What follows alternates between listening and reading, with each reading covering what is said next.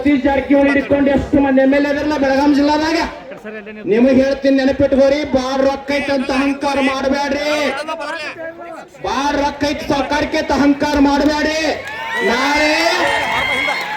ನಾಳೆ ನೀವು ಸತ್ರಿ ಅಂದ್ರ, ನಾ ಸತ್ನವ್ರ ಇಲ್ಲಿದ್ದವ್ರು ಸತ್ರಿ ಅಂದ್ರ ನಿಮ್ಮ ಹೆಣ ಸ್ಟೇಟ್ ಬ್ಯಾಂಕಿಗೆ ಹೋಯಂಗಿಲ್ಲ, ವಿಧಾನಸೌಧಕ್ಕೆ ಹೋಯಂಗಿಲ್ಲ, DCC ಬ್ಯಾಂಕಿಗೆ ಹೋಯಂಗಿಲ್ಲ, ಸ್ಮಶಾನಕ್ಕೆ ಹೋಯ್ತಾರೆ. ತಮ್ಮ ಬ್ಯಾಂಕು ಇಲ್ಲೇ ಉಳಿತೈತಿ, ಫ್ಯಾಕ್ಟ್ರಿ ಇಲ್ಲೇ ಉಳಿತೈತಿ, ಸಾವಿರಾರು ಎಕರೆ ಇಲ್ಲೇ ಉಳಿತೈತಿ. ಇಲ್ಲಿ ಸಾವಿರಾರು ಮಂದಿ ರೈತ ಕುಡಿಯೋದಂದ್ರ ಪಕ್ಷಾತೀತ ಜಾತ್ಯತೀತವಾಗಿ ಕುಂತಾರ. 1ನೇ ತಾರೀಕು ಫ್ಯಾಕ್ಟ್ರಿ ಚಲೋ ಆಗೋದು.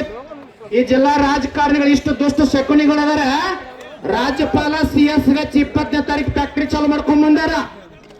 ಆದ್ರೆ ನಮ್ಮ ರಾಜ್ಯಾಧ್ಯಕ್ಷರು, ಈ ರೈತ ಸಂಘ ಕಾರ್ಯಕರ್ತರು, ಕಬ್ಬು ಬೆಳೆಗಾರ ತಾಕತ್ ಹೆಂಗೈತಂದ್ರ ಈ ಮಕ್ಕಳ ತಾಕತ್ ಅಂದ್ರು ಏನತರ ಫ್ಯಾಕ್ಟ್ರಿ ಚಾಲು ಆಗಿಲ್ಲ. ರೈತ ಸಂಘ ತಾಕತ್ ಇದೆ.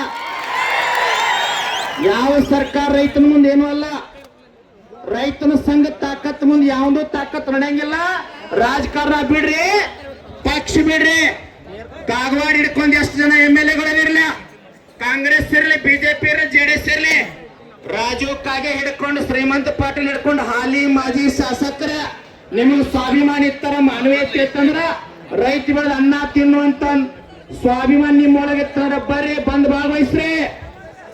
ಯಾವ MLA ಮಾತಾಡ